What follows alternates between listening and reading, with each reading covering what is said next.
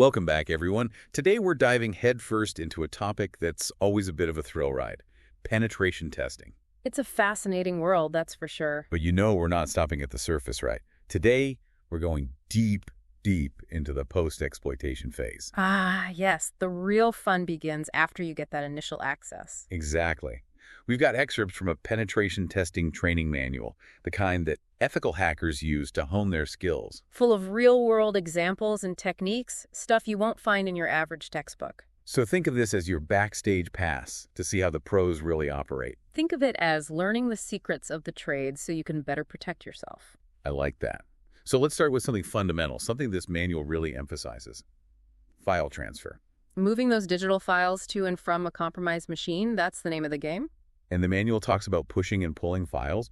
Why is that distinction so important? Well, imagine you're trying to smuggle something valuable across a border. You wouldn't just barge through the checkpoint, right? You need to be subtle, blend in. Exactly. Pushing is like delivering a package directly to the recipient. You're initiating the transfer. Makes sense. But sometimes that's too risky, too obvious. That's where pulling comes in. So it's like leaving a message at a dead drop, waiting for the recipient to pick it up. Precisely.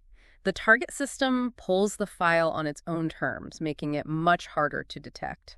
So it's a tactical decision, choosing the right approach based on the target's defenses and the rules of the engagement, of course. Absolutely.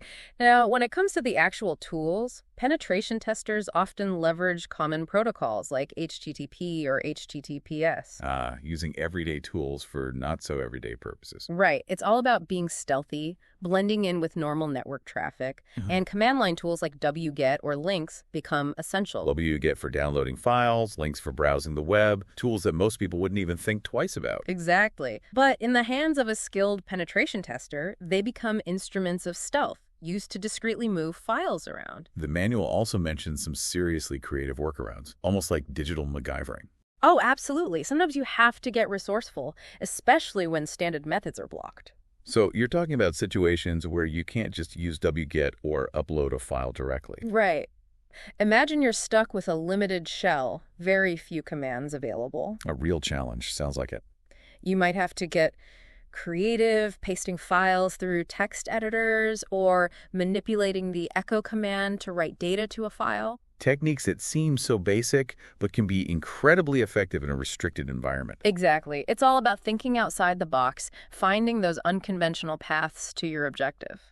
Now, once you've got that file transfer sorted, the real detective work begins. Analyzing the compromised system. Recon, information gathering, that's the foundation of a successful penetration test. So there's not just blindly poking around. Not at all. It's about using specific commands to gather intel. What kind of commands are we talking about? Well, on Windows, netstat is your friend. To see those active network connections. Yep. It can reveal a goldmine of information, like which systems the compromised machine is talking to, open ports, potential vulnerabilities. So you're not just looking at the compromised system in isolation, you're mapping its connections, seeing how it fits into the larger network. Exactly. And then you can use that information to plan your next move, maybe target another system that's communicating with your initial target. It's like those detective shows, tracing the phone calls, building a network of connections. That's a great analogy. And beyond network connections, you also want to dig into the file system. Looking for those hidden treasures, those files that could give you an edge. Right. The dir command becomes your best friend here. To list all the files in a directory. But that could generate a huge amount of information, especially on a large system. That's where those switches come in handy, like B for a bare bones list or S to search through subdirectories. So you're customizing your search, filtering out the noise, and focusing on what's important? Exactly.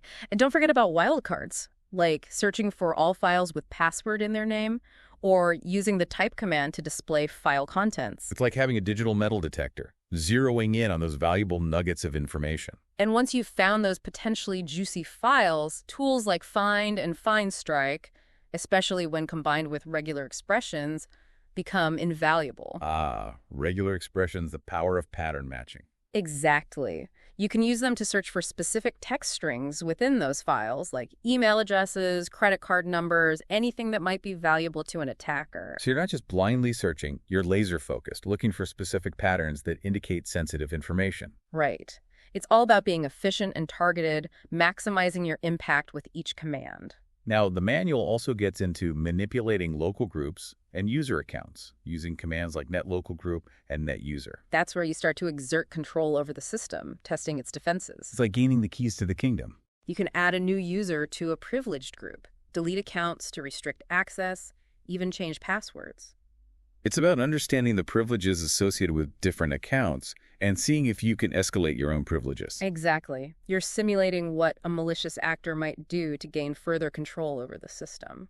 And speaking of control, the manual also dives into the Windows firewall, how to analyze and manipulate settings using the netch command. Ah, yes, the firewall, the gatekeeper of the system. You can view the rules, add or delete them, even disable the firewall entirely.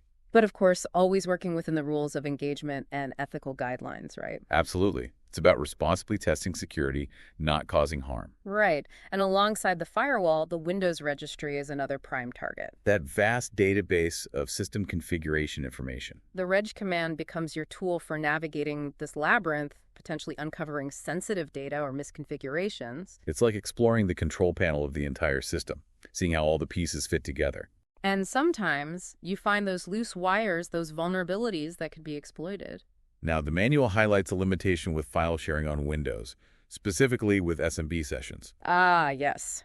Windows, by default, allows only one SMB session per user to a specific machine at a time. So if you're connected as one user and trying to connect again as someone else, you hit a wall. Exactly. It's a security measure to prevent unauthorized access, but it can also be a nuisance for penetration testers. So how do you work around that? The netuse command is your friend here. You can use it to drop the existing session before connecting with different credentials. So it's like closing one door before opening another, a simple but important step. Exactly. It's those little details that can trip you up if you're not careful. Well, we've covered a lot of ground already, from file transfer to system analysis and even manipulating the firewall and registry. We've barely scratched the surface, really. Penetration testing is a vast and complex field. But these foundational concepts are essential for understanding how penetration testers operate. And how attackers might try to exploit these same techniques. Exactly. So before we move on to the next phase of our deep dive, which is exploring the fascinating world of password attacks, let's take a quick break to let everything sink in. I think that's a great idea. We've covered a lot of information, and it's important to let it all digest. We'll be back in a few minutes to continue our journey into the world of penetration testing. Stay tuned. Welcome back to the deep dive. Now let's move on to another exciting area of penetration testing. Password attacks. Ah, yes, the art of cracking those digital codes. It's a critical part of any penetration test, often overlooked by those just starting out. Why is that?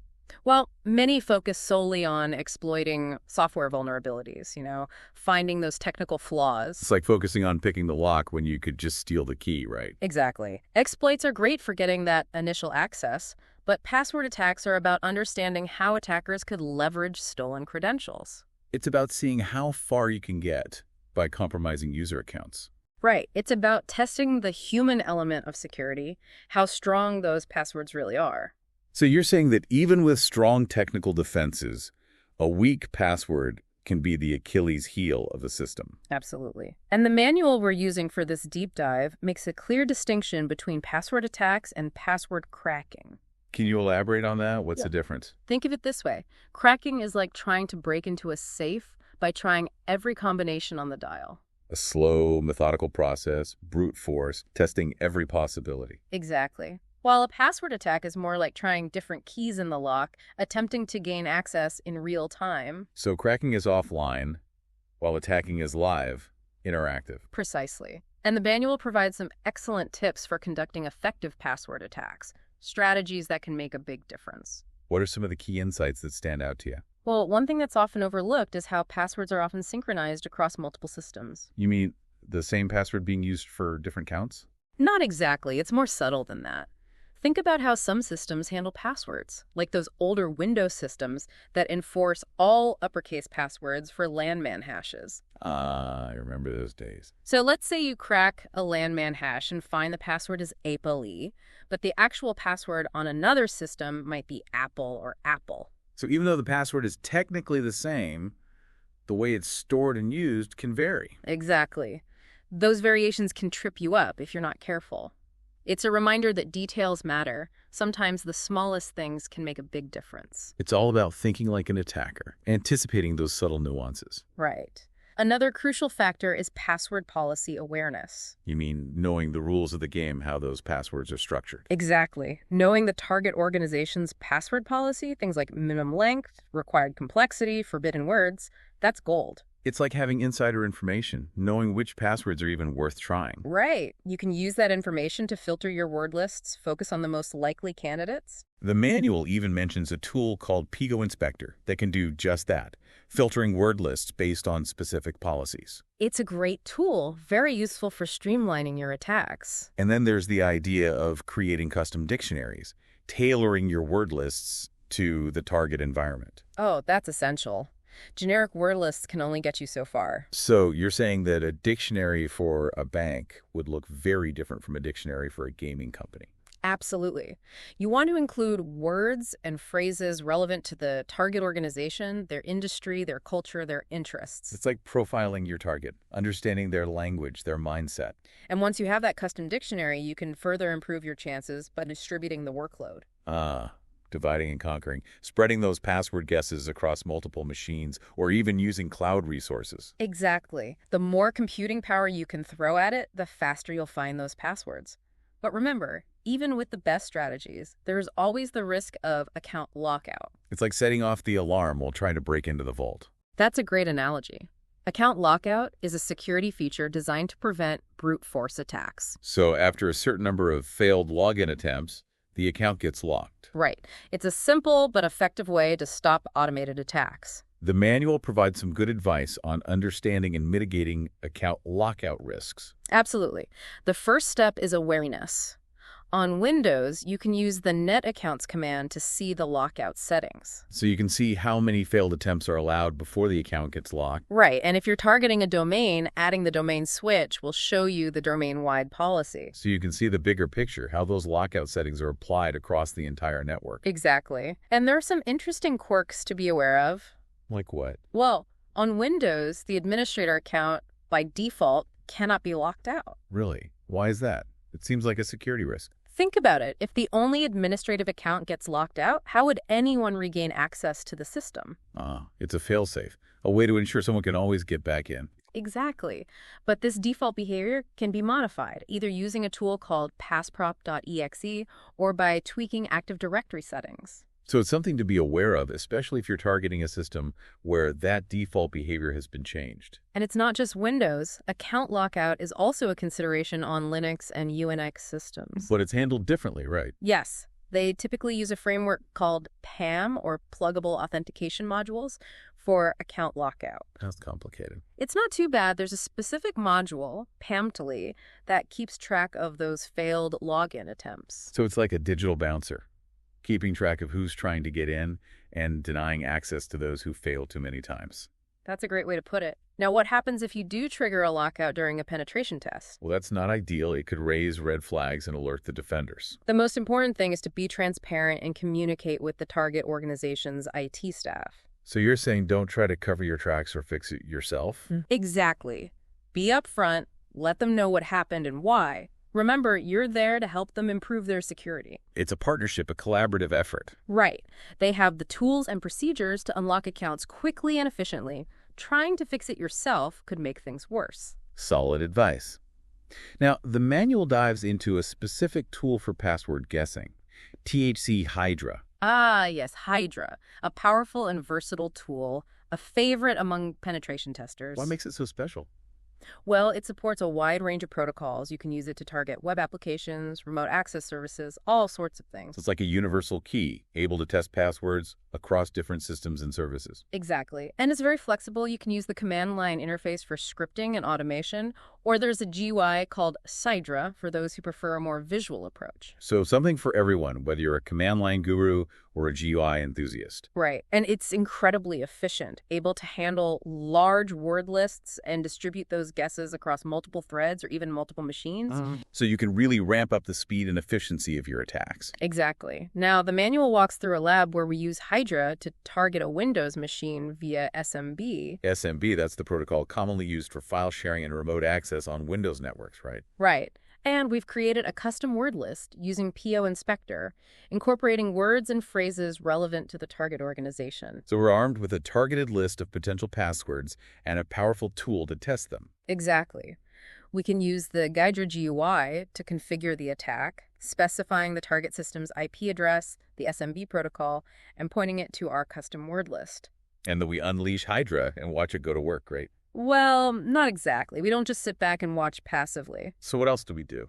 While Hydra is running, we use a tool like TCP dump to monitor the network traffic. To see what's happening behind the scenes, how Hydra is interacting with the target system. Exactly. It allows us to see those login attempts being made, understand how the target system is responding, and potentially identify weaknesses in the target's network security. So we're gathering intelligence, observing the target's defenses, and learning from each attempt. Right, and we can adjust our strategy as needed, maybe try different word lists, different attack methods, whatever it takes. It's an iterative process, a constant back and forth between attacker and defender. Now, the manual also shows how to use Hydra to target an SSH service on a Linux server. SSH, that's the secure shell protocol, commonly used for remote administration of Linux and UNIX systems. Right. We can easily reconfigure Hydra to target the SSH service, select the appropriate protocol, and even enable the show attempts option. So we can see those password guesses in real time as they're being tried. Exactly. It can be fascinating to watch, like seeing the inner workings of the attack. And the manual emphasizes the importance of analyzing log files after running Hydra. Why is that? Log files are like a system's diary, recording events and activities, including those failed login attempts made by Hydra. So we can see what worked, what didn't work, and potentially gain insights into the target system's security measures. Exactly. It's all about learning from each attempt, refining our techniques, and improving our understanding of the target environment. It's a continuous learning process, a constant cycle of testing, analyzing, and adapting. Now, let's move on to another crucial aspect of password attacks: understanding how passwords are represented on different systems. This is where things get really technical, diving into the nuts and bolts of how those digital codes are stored and protected.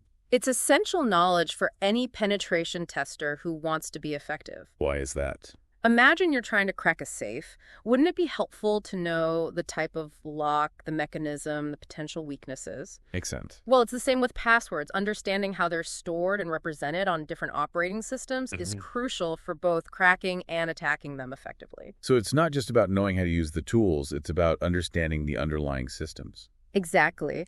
And this knowledge can make a huge difference in your success rate. So let's start with Windows. How are passwords handled in that environment? On Windows, local account passwords are stored in the Security Account Manager database, or SAM, in the form of hashes. Hashes, those are like fingerprints of the passwords, right? Exactly. They're one-way functions, meaning you can't easily reverse them to get the original password. But you can use them for comparison, right? Yeah. If you have a hash of a known password, you can compare it to the hash stored in the SAM database. Right. And if they match, you know you've found the correct password. Now, the manual mentions two types of hashes used in older versions of Windows: the landman hash and the NT hash. Ah, yes. Those were the good old days when password security wasn't as strong as it is today. You mentioned earlier that the landman hash is notoriously weak. Why is that? Well, the algorithm used to generate those hashes is quite simple, making it very susceptible to cracking. So if you're targeting an older Windows system that still uses landman hashes, you're in luck. In a way, yes. Cracking those hashes is relatively easy with modern hardware and cracking tools. It's like finding an antique lock that can be opened with a simple hairpin. That's a great analogy. But keep in mind that newer versions of Windows, like Vista and later, don't store landman hashes by default. So those older systems are becoming less common. Right. But there's always a chance you might find one lurking somewhere, especially in legacy environments. So it's still a technique worth knowing, just in case. Exactly. Now, the NT hash is a bit more secure than landman, but it's still not as strong as modern cryptographic hash functions. So it's possible to crack them, Yeah. but it requires more effort, more sophisticated tools and techniques. Right. And the complexity of the password itself plays a big role. The longer and more complex the password, the harder it is to crack, even if you have the hash. Absolutely. Now, the manual also dives into the details of landman and NT challenge response mechanisms. Those are the authentication protocols used by older versions of Windows, right? Exactly. It's a back-and-forth exchange between the client and the server involving a random challenge and a cryptographic response. And you mentioned earlier that attackers can sniff this challenge response traffic. Right. By capturing both the challenge and the response, they essentially have all the pieces they need to crack the password offline. It's like eavesdropping on a secret conversation and then using that information to forge your own credentials. That's a great way to put it. But fortunately, newer versions of Windows use a stronger challenge response protocol called NTLMv2. So we're moving towards stronger authentication mechanisms, making it harder for attackers to intercept and crack those passwords. Absolutely. And Microsoft has introduced even stronger protocols like Kerberos designed to be even more secure. It's a constant arms race between attackers and defenders, each trying to outsmart the other. Exactly. And it's important to stay ahead of the curve, keep updating those security measures to make it as difficult as possible for attackers to succeed. Now let's shift our focus to the Linux UNIX world. How are passwords handled in those environments? Linux and UNIX systems take a different approach to password storage. They typically use a function called crypt3 to generate a one-way hash of the password. So similar to Windows, they use hashes to protect those passwords. Right. But the way those hashes are stored and managed is a bit different. How so? Well, instead of a central database like the SAM, Linux, and UNIX systems store those hash passwords in a file called etc/shadow. And that file has stricter permissions, right? Exactly. It's typically only accessible to the root user, adding an extra layer of protection. So it's like a vault within a vault, making it even harder for attackers to get their hands on those passwords. That's a great analogy. And the manual mentions several different password hashing schemes used in the Linux UNIX world. Why is there such a variety? It seems like it would be simpler to just stick with one standard. Well, it's a reflection of the evolution of security over time. Older systems might still be using those traditional DES-based schemes. Those are the ones that are considered weak and easily cracked, right? Exactly. It's like finding an antique lock that can be opened with a simple hairpin. So targeting those older systems is like shooting fish in a barrel. In a way, yes, but most modern Linux systems have moved on to stronger schemes, like those based on MD5, Blowfish, or SHA. Those are the ones that are more complex and computationally intensive to crack, right? Exactly. They provide a much higher level of security, making it significantly harder for attackers to succeed. So it's not just about understanding how passwords are stored, it's also about knowing which algorithms are being used and their strengths and weaknesses. Absolutely. And each scheme has its own unique identifier in the etc/shadow file, like a fingerprint that tells you which algorithm was used to hash the password. So if you can get your hands on the etc/shadow file, you can see at a glance how those passwords are protected. Right. And that information can help you choose the right cracking tools and techniques for the task at hand. It's like having a decoder ring that reveals the secrets of the password vault. That's a great way to put it. We've covered how passwords are stored and represented on both Windows and Linux UNIX systems. But how do penetration testers actually get their hands on those hashed passwords? That's the million-dollar question. How do they get into the vault in the first place? That's where the real artistry of penetration testing comes in. There are a variety of techniques for extracting password hashes from target systems. Techniques that we'll be exploring in our next segment, right? Exactly. We'll be diving into some hands-on labs, showing you the tools and strategies used to pilfer those precious password hashes. It's like planning a heist, scoping out the target, identifying the vulnerabilities, and choosing the right approach to get in and out undetected. That's a great way to think about it. So stay tuned for the next part of our deep dive, where we'll delve into the exciting world of password hash extraction. Welcome back. Now it's time to put all that knowledge to the test. We've talked about those password hashes and how they're stored. Right, those digital fingerprints of passwords tucked away in the system's vault. Exactly. But now the question is, how do you actually get your hands on them? How do you pull off that digital heist and extract those hashes? That's the fun part. It's where things get really interesting, using a blend of tools and techniques. The manual we're looking at dives into the PewDump family of tools. Those are specifically for Windows, right? Yep. PewDump is a classic, a go-to for extracting password hashes from Windows systems. What makes them so effective? Well, imagine you've got a master key that can unlock a whole series of doors. That's PewDump. You can extract hashes remotely, sometimes without even needing direct access to the target machine. So if you compromise one system with admin privileges, you can potentially sweep across the network, grabbing hashes from other machines like a digital vacuum cleaner. Sounds powerful. The manual mentions different versions of PewDump. Why is that? Well, like any good set of tools, you need the right one for the job.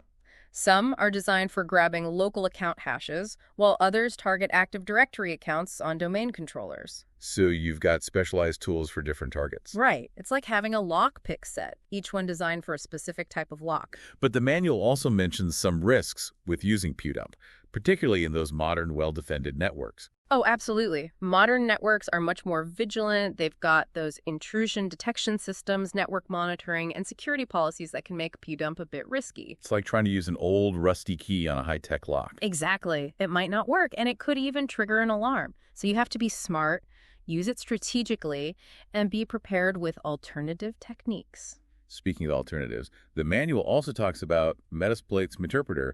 That's a whole different beast, isn't it? Oh yeah, Meterpreter is like having a Swiss Army knife for post-exploitation. Once you're inside a system, You can use Meterpreter to execute commands, upload files, escalate privileges, and of course extract those password hashes. it's a multi-purpose tool, incredibly versatile. Right.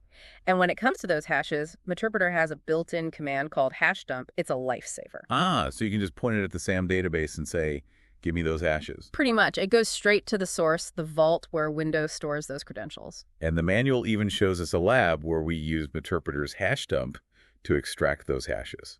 It's a great way to see the process in action, really get a feel for how it works in a real-world scenario. And there's that whole concept of pivoting, using one compromised machine to reach others. Ah, yes, pivoting. That's a classic technique. It's like building a bridge from one system to another, bypassing those network boundaries. The manual shows us how to do that with emsfruit, another Meterpreter gem. Right. It lets you route traffic through a compromised machine, allowing you to access systems that might be otherwise unreachable. It's like hopping from one stone to another, expanding your reach across the network. And don't forget about mimikatz. That's another powerful tool for this kind of work. Ah, yes, Mimikatz, the password extracting ninja. Exactly. It can pull those hashes, but it can also grab plain text passwords, PIN codes, Kerberos tickets, all sorts of goodies. It's like having a skeleton key that unlocks all the secrets in a Windows system. And because it targets credentials stored in memory, it can often bypass traditional security measures. So it's a bit more stealthy, harder to detect. Right. It's all about understanding those Windows internals, knowing where to look for those valuable credentials. Now let's talk about Linux UNIX. How do you extract those hashes from those systems? Well, one common method is to try to get your hands on those exploitation and exploitation files. Those are the files that store user information, including those hashed passwords. Exactly. The exploitation is often world-readable, but the real prize is the exploitation file. Yeah, it's where those juicy hashes are kept. Right. And it's usually only accessible to the root user, so getting to it can be a challenge. It's like trying to break into the most secure vault in the castle. But if you can manage to snag those files, especially the exploitation file, you've got a gold mine of information. You can then use those hashes for offline cracking, trying to figure out those passwords. Exactly. But cracking those hashes, that's a whole other topic, a deep dive in itself. It's a complex process involving all sorts of techniques and tools. Right. And the success rate depends on a lot of factors. The complexity of those passwords, the strength of the hashing algorithm, the resources available to the attacker. It's a game of cat and mouse, attackers trying to crack those hashes, Yeah. defenders trying to make it as difficult as possible. And that brings us to a crucial point, the importance of secure password storage. If attackers can get those hashes, they can try to crack them offline. So you're saying protecting those hashes is just as important as protecting those passwords themselves? Absolutely. You need strong encryption, secure storage mechanisms, anything you can do to make it harder for attackers to steal and crack those hashes. It's like reinforcing the walls of the vault, making it as impenetrable as possible. Well, that brings us to the end of our deep dive into penetration testing. It's been quite a journey, exploring all those tools and techniques, those strategies and tactics used by ethical hackers. It's given us a real glimpse into the world of cybersecurity, both the offensive and defensive sides. Remember, knowing how penetration testers operate is not about becoming a hacker yourself. It's about understanding the attacker's mindset, anticipating their moves. It's about knowing your enemy, understanding their tactics so you can better defend yourself. It's like learning martial arts, not to start fights, but to protect yourself if you're ever attacked. That's a great analogy. And remember, cybersecurity is a constantly evolving field. New threats emerge every day, new techniques are developed. So it's crucial to stay informed, keep learning, keep adapting. Absolutely. This deep dive has given you a solid foundation, but it's just the beginning. There's always more to learn, New tools to explore, new challenges to overcome. And remember, use this knowledge ethically and responsibly. The power to uncover vulnerabilities comes with a responsibility to use that power for good. That's a great note to end on. Thanks for joining us on this deep dive into the world of penetration testing. It's been a pleasure sharing this journey with you. Until next time, stay curious, stay informed, and stay secure.